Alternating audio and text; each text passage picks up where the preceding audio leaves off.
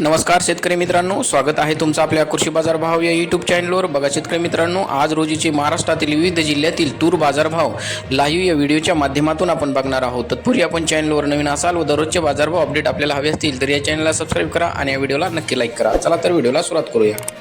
कृषी उत्पन्न बाजार समिती आहे कारंजा जिल्हा वाशिम। अवकाली 665 क्विंटल, किमान दर आहे 6155, कमाल दर आहे 7000, सर्वसाधारण दर आहे 6705 रुपये।